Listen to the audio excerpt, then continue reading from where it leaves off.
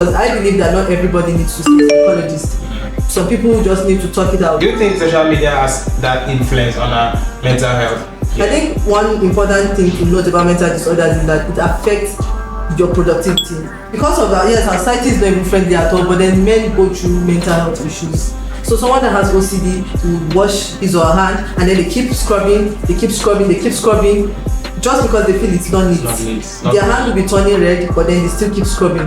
I feel like at this point, the world isn't even looking at you are a man, you are a woman anymore. Because suicide is not even looking at gender.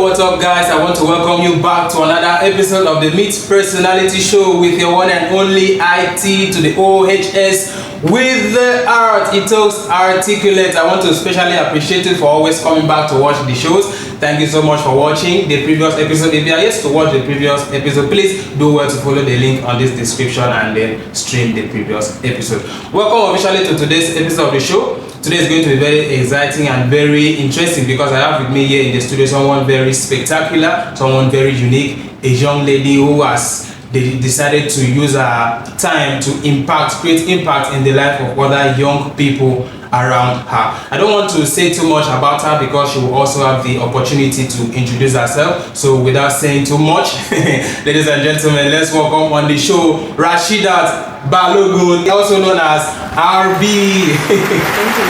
It's an honor to be here. Thank you very much for honoring our invitation. So how are you doing? I'm doing great, aren't you? I'm fine. You look calm and cool. Alright, so welcome to the show. Alright, quickly I want you to use 1 minute to kind of introduce yourself to the audience because our people they talk say now who get man, I get prayers. So just introduce yourself to our viewers. 1 minute. Thank you. My name is Rasheedat Balogun. I'm mostly known as RB. I use RB for most of my works. I'm a media personality, media consultant, and I'm a mental health advocate. I am also a poet, a filmmaker, and a content creator. I mostly create content around mental health. Even as a filmmaker, most of my documentaries are around mental health, and even my poems are mostly about issues on mental health. So yeah, that's what I do. Yeah, well, welcome to the show. We are so delighted to have you. Now, I want you to walk us through your personal journey and what actually motivated you to being so passionate about this whole mental health advocacy. Okay, thank you. Okay, so I think in my second year, I think I struggled a bit with my mental health, and if there's anything that I knew was actually very challenging then was ignorance. So after that, I decided that okay, I got to know that mental health is real, but then there are millions of people out there that don't know that mental health is real. Yeah. And I decided to take it upon myself to tell people, anyone I see, as far as I'm able to do so, that okay, mental health is real, and it doesn't mean madness as people usually think it is. Yeah. It's something that your mental health might not be in a good state, and it will definitely affect how you behave, how you act, and the rest. And so I took it upon myself to educate people about it, and over the years I have used, especially the fact that I am a master's holder of mass communication, I'm using my skills to advocate for mental health. So that's why I create content about mental health, I write about mental health. So yeah, that's my journey. So I'm just so passionate about getting the message out there, educating people about mental health. Now, very, very, very nice, very interesting. Now, mental health, although is a term that we are somehow we are conversant with it due to some of the activities going on. But I just wanted to, in a very simple terms, just tell us what mental health is all about, and then as a mental health advocate, what are those common misconceptions that you've encountered in this field of mental health, and how did you? Okay, so in process of defining what mental health is, I think I'm going to be tackling one misconception. So when people talk about when they hear mental health, they automatically think maybe depression. If they don't even think depression, they think craziness. Yeah. So but then mental health is the state of your mental and emotional well-being. So we look at it this way: the same way we have the state of our physical health, and so you don't have any headache, or you have a headache, you have a leg pain, you don't have a leg pain, you have a stomach pain, you have a stomach pain. Those things are the state of your physical health. But then when we look at the state of our mental health, is okay, are we in a very good place emotionally? Are we able to withstand trauma? The trauma that we encountered, is it taking a toll on us? Are we struggling in terms of our behavior, in terms of assimilating things? So stuff like that is what our mental health is all about. So in our mental health, we have, if someone is struggling with their mental health, if someone has been diagnosed with depression, if someone is mourning a loss, and then so some people, you see them, the way they will react to losing someone is different from the way another person will react, and that's because of our state of mental health. So yes, mental health is the opposite of the physical health. When we're looking at physical health, our mental health is also the state of our emotional well-being, which is very important. And so, talking about misconceptions, one of the major misconceptions is how people don't take it important, and they take it for granted. So when you say to someone, why don't you go and say therapist, and they're like, who therapist help? Stuff like that. And we spend money to see the doctor for our physical health, but then we don't want to see the doctor for our mental health. And I don't think it's really anyone's fault, because we are in a country right now, and even globally, we are fighting for prioritization of mental health. So you see health insurance for physical health, but then there's no really insurance for mental health. And because of that, it makes access to mental health care very expensive. And so I don't usually blame people who say they don't want to go and see a therapist, because they're like, now we don't chop, they go therapist place. So yes, that's and you said something about global sensitization. There has been a lot of stuff going on globally and locally, just like what you are doing to create awareness, sensitization on mental health. How effective do you think that has been so far to provide support to people who have mental health challenges and difficulties? Thank you very much for that question. So as of 2017, when I got into mental health advocacy, mental health was basically like something that the stigma was, if I'm to rate it from 1 to 10, the stigma then was like a 10, and if I'm to rate it now, it's like a 6. And that just shows that over the years, a lot of things have happened.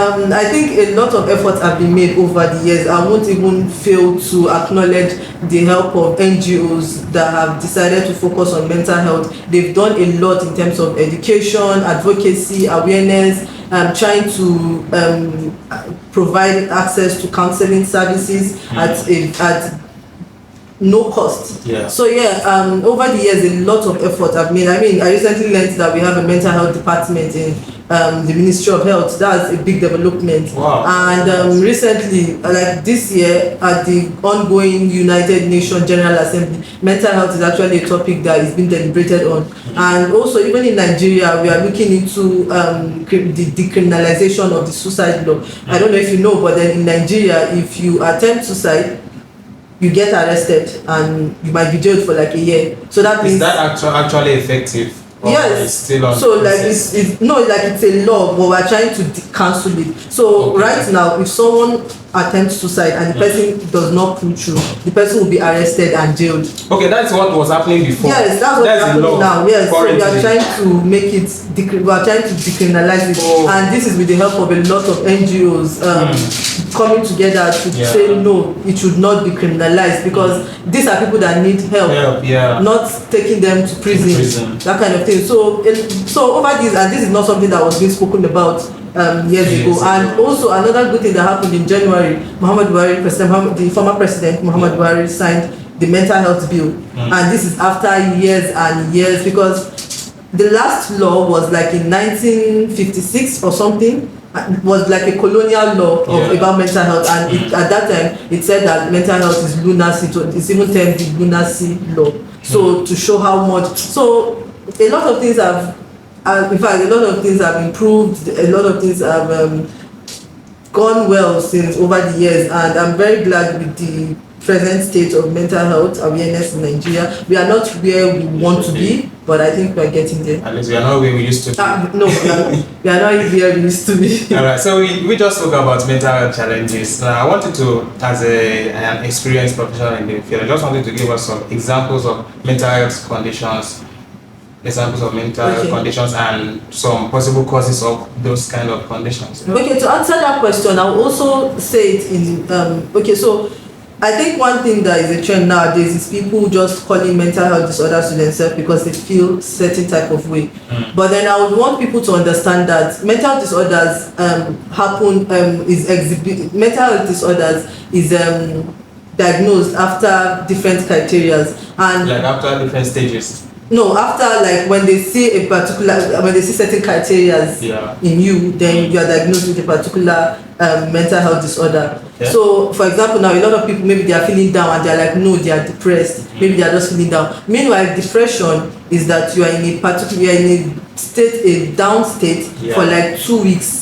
Oh, that's actually for like 2 weeks. You are down for 2 weeks. You don't have the things you used to enjoy. You don't like doing them anymore. You don't feel like getting up from bed, even though everyone exhibits these symptoms differently. But then depression is more than just I'm feeling down. No, it doesn't even work like that at all. Bipolar is at one point you are very down, and then at one point you are very happy, like so excited, and you're going on shopping spree. You are doing things that people are like, this person does not used to do like this before. Oh, yeah. So and same goes for other mental health disorders. We have schizophrenia, we have anxiety disorders, and yeah, we feel anxious a lot of times. But then anxiety disorders is that it's affecting you. You don't get to do things because of you are anxious. It's affecting your life. Yeah. I think one important thing to note about mental disorders is that it affects your productivity.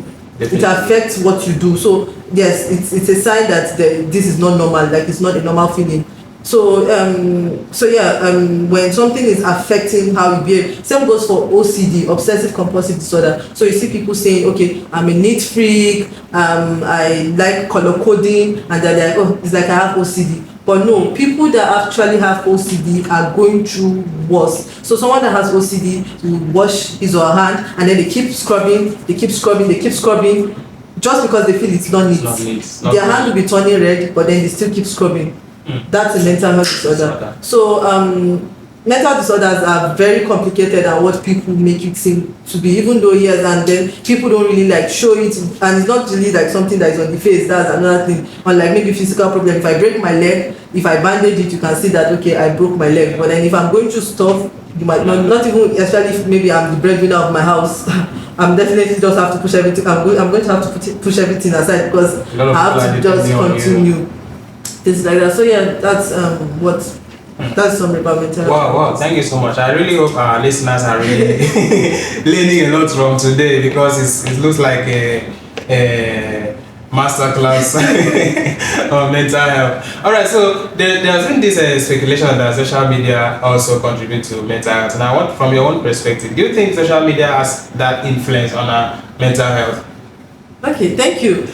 So my master's project was actually on the impact and effect of social media on students' mental health. Wow. And also, I'm also working on a documentary about how social media affects young people, getting people's opinion on how social media has affected them positively, negatively. And I can say that social media over the years, or at least presently, is like, I think it's an equal thing. Like it affects people 50-50. It affects people positively, it affects people negatively, especially for mental health. So why do I say so? So for understanding what mental health is, getting knowledge about mental health, you most likely hear about it through social media. Yes. And at the same time, social media is a tool that people are getting so addicted to. Number one, people are getting this kind of obsession with other people's life through social media, and it's affecting their own mental health. People are also like comparing their life to other people on social media, even though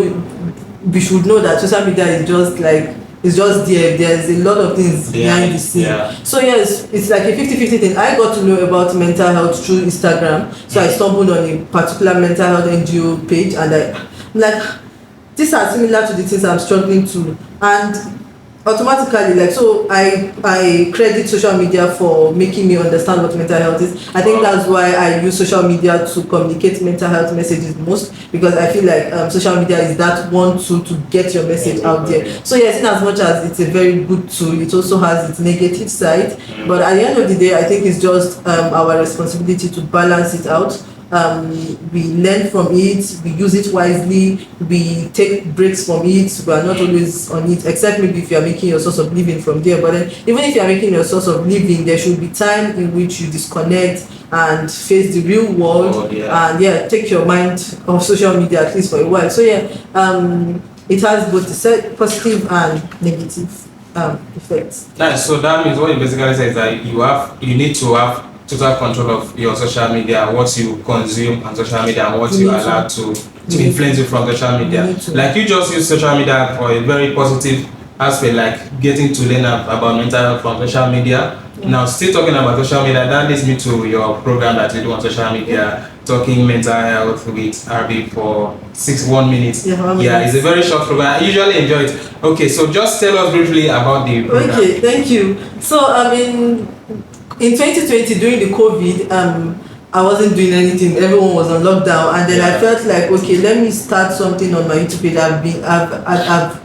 by that time I'd volunteered with several mental health NGOs, and I'm like, okay, I studied mass communication. I should be able to use my media to do something for mental health. And so I started my YouTube channel, and I was creating content, even though I wasn't really consistent. So earlier this year, I decided that why don't I do like short form content instead of the long form content I used to do. And I wasn't even posting on Instagram prior to this year. So I decided that, okay, I'll name it Talking Mental with RB in 1 minute. And that 1 minute, I'm to say at least basic information about a particular mental health disorder or mental health information in less than 1 minute. And so I started, and so far I've been consistent, and the impact has been beautiful. I've met people through what I do, and I've been able to impact a lot of people. People have learned a lot from it, and it's just a beautiful thing. At least if there's anything I like about it, is the fact that I've been consistent.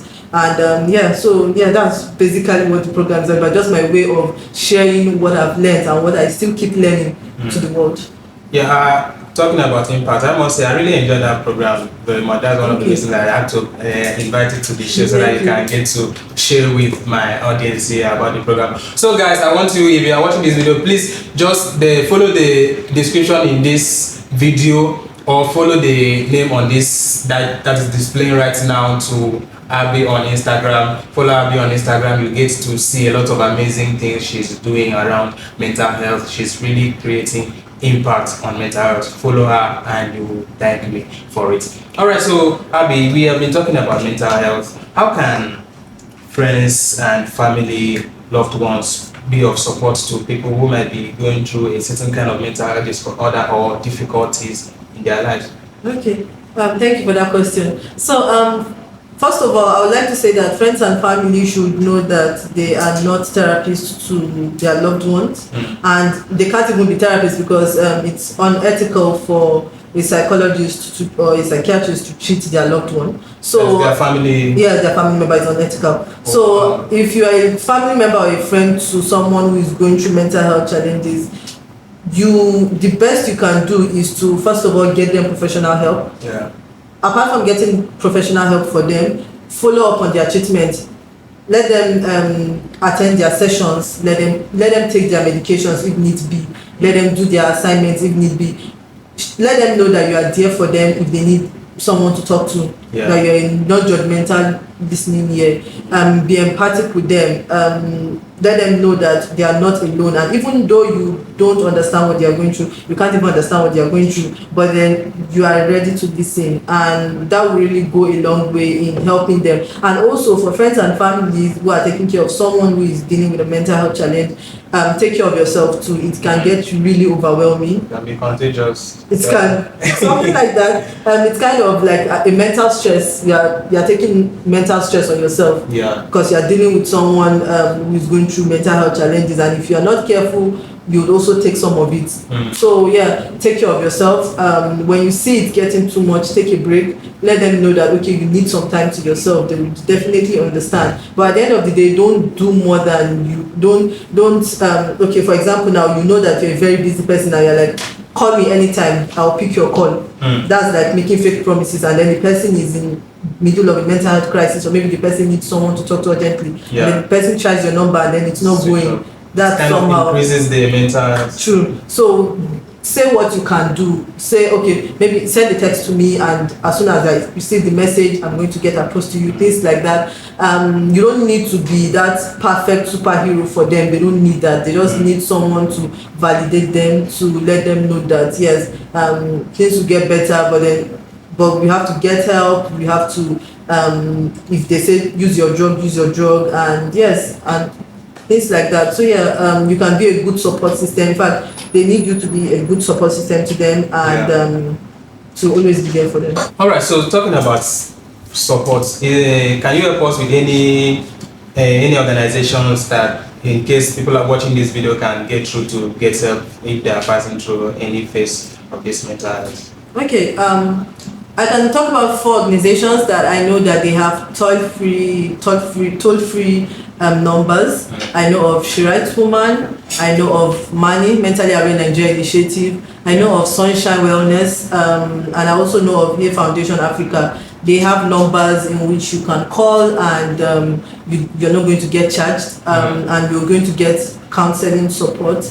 You're going to get someone to talk to. And also, if you feel like, okay, the thing is nowadays there are so many. In fact, I've lost count of mental health NGOs. Like I see new mental health NGOs every day, and that's a very good and wonderful thing. Yeah. So yes, a lot of mental health NGOs are coming up. Some are focusing on religion. So like you see a Christian-based mental health NGO, you see a Muslim-based mental health NGO, or you see for a particular area, so you see a mental health NGO that is focused on Africa, focused on Nigeria, focused on a particular area. So yes, a lot of mental health NGOs are out there. Get your Instagram, browse, or get your Google, browse mental health NGOs, and you're going to see something. And most of them are offering mental health care and support.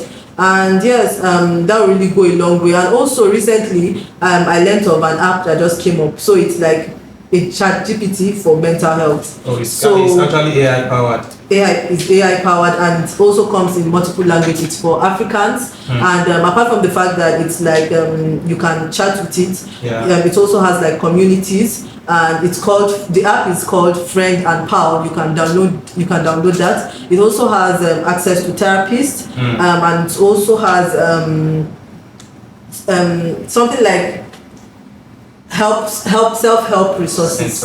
Self-help resources. So you get to see that on that app, and it has other features, and I'm sure they are also adding other features that can also make the app better. So you can download that too for a start. So yeah, those are the ones that I know of. Alright guys, so if you look at the description of this video, you will see the links that she has just mentioned. We'll do an endeavor to just go through the links, and then you can get the necessary help that you need. Okay, so now talking about mental health, now for someone who has a particular mental health challenge, to actually get help they need, it requires them to be vulnerable. Now, and some people cannot be vulnerable because of their privacy, the trust issues you get. I'm just meeting you for the first time. How do you expect me to just open up to you like that? Sure. So what do you think are those challenges, and how can they overcome it so that they can really get the kind of help that will help them? Okay, I think I would for a person like this, I would say I would use the physical health for an example. Yeah. So we go to the hospital, and sometimes we need to like undress in front of the doctor. We don't say okay, we want our privacy, and so even if whatever is doing us, the doctor has to like scan or examine, and then okay, we're like, nah, I'm not going to take off my clothes, that kind of thing. We don't say that for our physical health. Yeah. So when you know, or when you feel like you're going through mental health issues, talk to someone. It will, the highest that would happen is that the person will be like, not be only you, they go through a lot. But as a person, you should also know the type of person you approach to talk to. So you have to know that this person is a mental health first aider, or this person is someone who has emotional intelligence. Yeah. Someone who has emotional intelligence skills is also someone who you can talk to, and at least that person won't give you an 100% solution, but at least 50%, the person might direct you to where you get help. Yeah. The person might direct you to self-help resources, because I believe that not everybody needs to see a psychologist.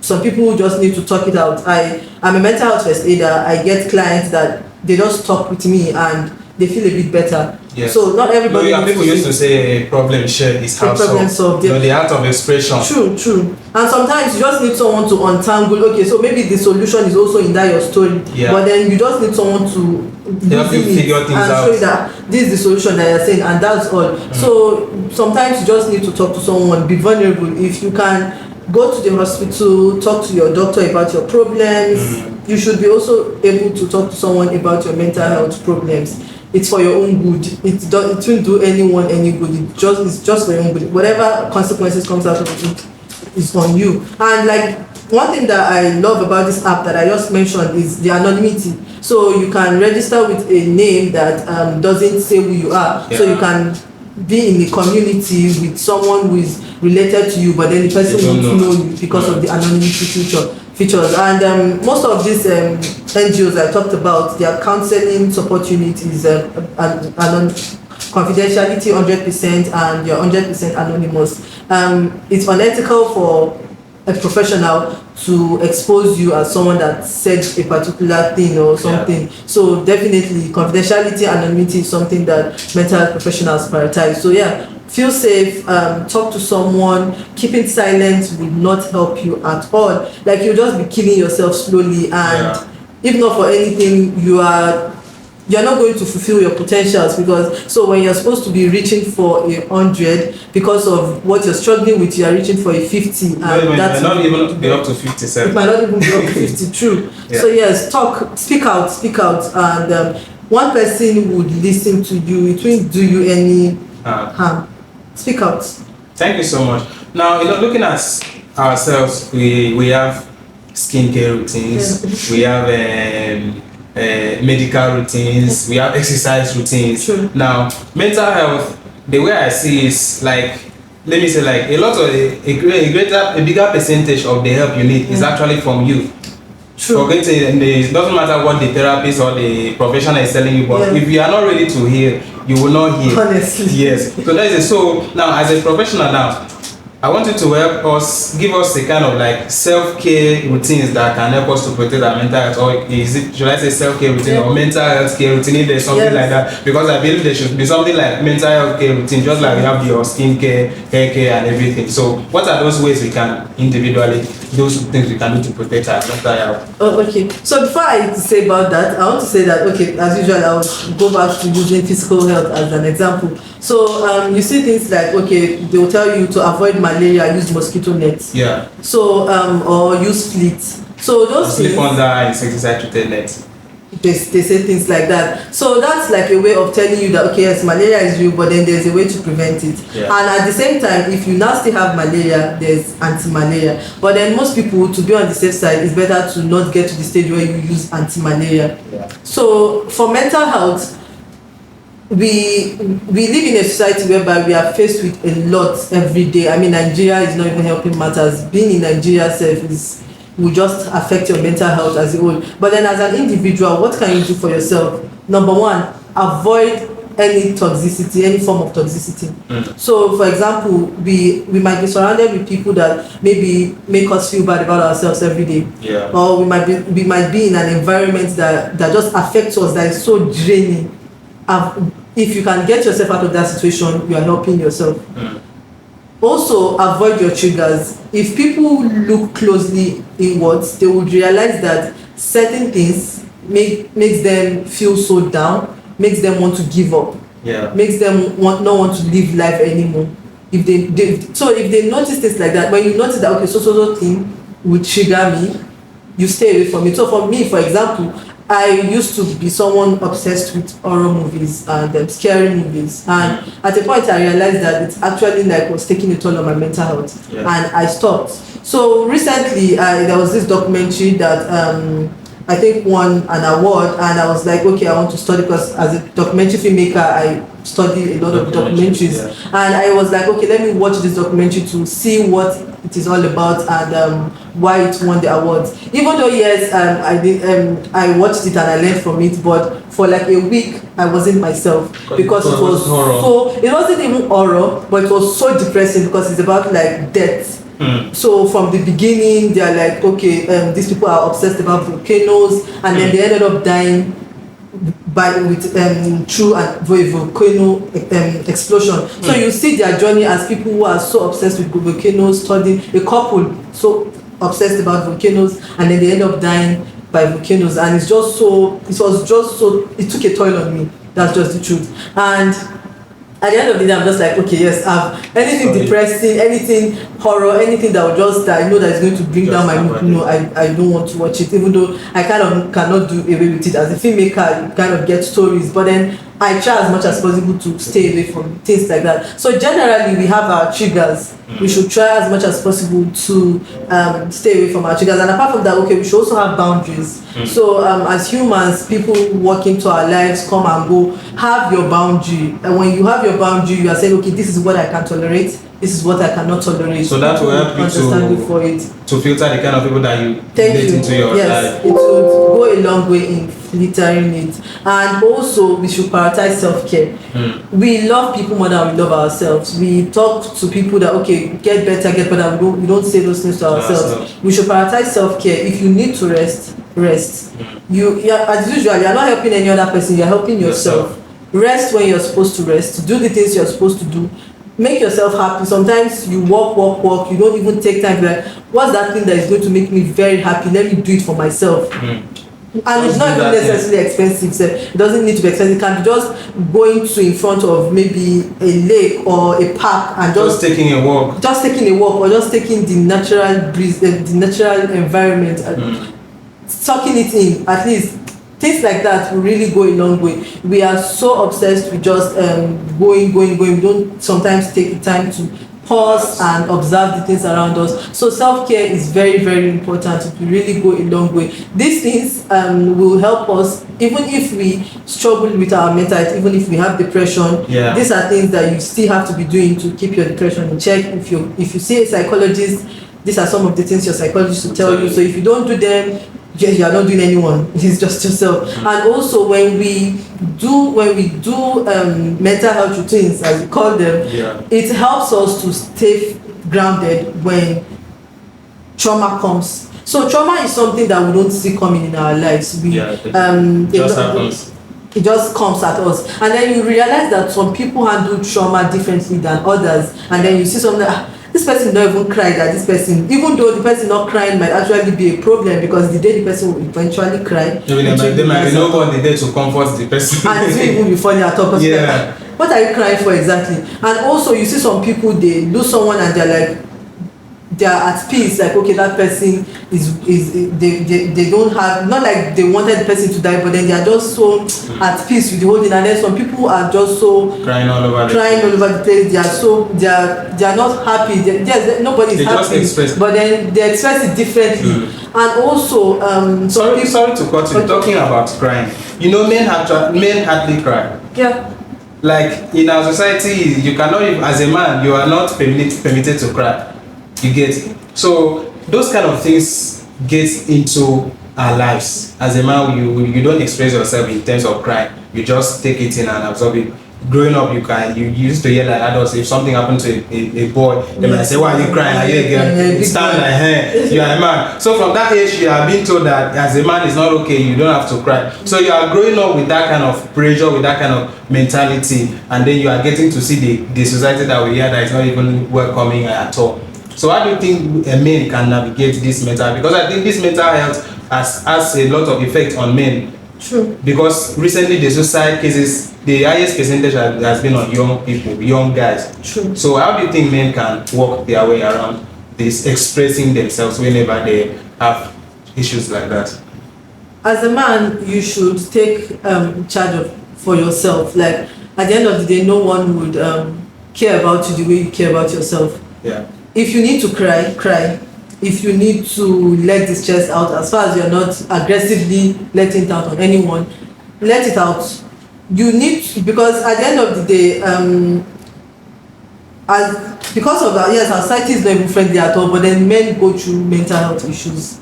Men go through a lot of mental health issues, and they're not even showing it. They don't show it. They're expected to lock it in, and it affects them one way or the other. Like it affects, like you locking it in does not mean it does not have any effect. It has effects. It's there. It's there.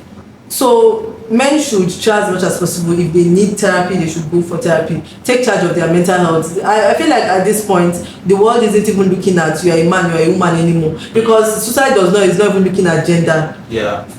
Suicide is the fourth leading cause of death among young people. Meanwhile, you as a young person, you'll be like, you are just living, you are just starting life. What are you thinking of that is making you want to kill yourself? So at the end of the day, we are all responsible for our lives. No one is. I don't think we should consider what society is saying anymore, because at the end of the day, it's just we and ourselves. So as a man, take charge of your life. Know when things are getting to you. Know when you are getting to that red mark that I can't take this anymore. Know when your mental health is at stake. Care for yourself. Prioritize yourself. Don't think of, as society said, that cry. Highest you just cry in secret that nobody will see you, but then cry if you need to, because it's very important. Some people's way of letting it all out is through crying, and so cry. We shouldn't listen to societal stereotypes anymore. We've passed that, because reality has set in. I think after COVID, people had to throw away all those societal stereotypes, because everybody we all felt it. We all felt it. So we should throw away all those stereotypes and take charge of our mental health. At the end of the day, it's just us. And so take care of your mental health. Get therapy. Don't feel ashamed of seeking help. We are human. We are all it's blood that is running through our veins. So it's not like you're one super hero or one robot. So yeah, we all have feelings, and we have emotions, and automatically our mental health might not be stable, or it can be stable. So yes, get help if need be. Take care of yourself. Put yourself first. Yeah, as a man, consider yourself first. Consider yourself first. So my guy, you don't hear and finish. As a man, consider yourself first. So because if you die now, the highest way they feed you now, RIP. They put you for WhatsApp. I was a good soul. Now nobody's saying anything good about you. If you die now, you will hear so many good things. Even you say for your grave, you go to shop. Say, I mean do this thing. But now so like this. Alright guys, it has been an exciting and interesting episode here with RB on the show. I hope you actually learned a lot. We learned a lot from Abby. She has actually impacted us, given us so much information about mental health. Okay, now so Abby, we have come to almost the end of the show. Thank you very much for coming for honoring our invitation. So, but before I let you go, I just wanted to give one last word to young people outside there as it regards their mental health. Okay, I would say when you hear the term mental health advocacy, don't think that it's a big deal.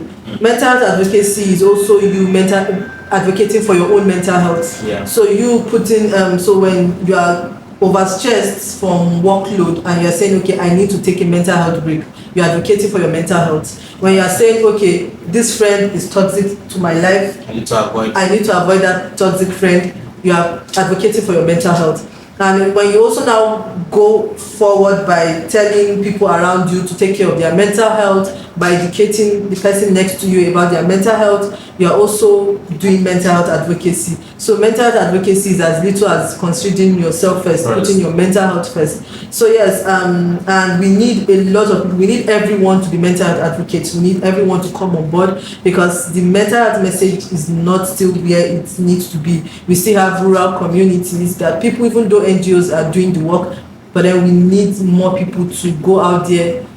People should be enlightened. There is no he has money, she has money, so she cannot have depression. You cannot have depression. Why are you having depression? Everything is working well for you.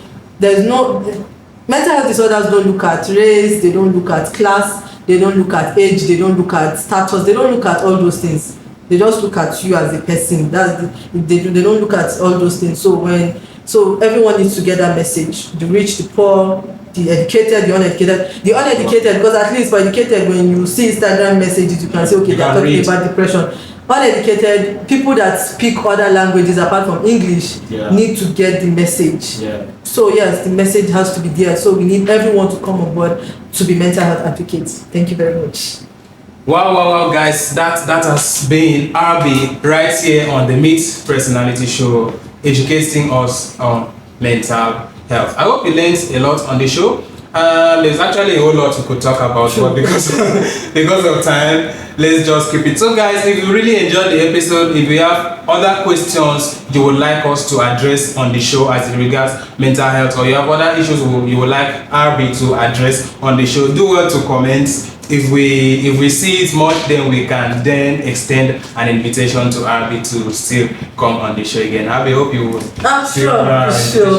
Any form of medium to talk about mental health. Wow. Thank you so much. Really appreciate it. All right, guys. So that has been the size of the show for you today. Please don't go yet. Subscribe to the YouTube channel. Follow RB. Very, very important. I'm not emphasizing my show now. Follow RB. Follow RB on our Instagram, follow our video on Facebook, follow our channel. I'll post the link here so that you can get the information you need about your mental health, because at Meet Personality Show, you are our priority, and your mental health, without a good mental health, you will not be able to follow us, you will not be able to live to your potential, so that you also be spotlighted on the show. Thank you very much for watching today's episode of the show. I remain your one and only IT to the OHS with the art. Bye for now.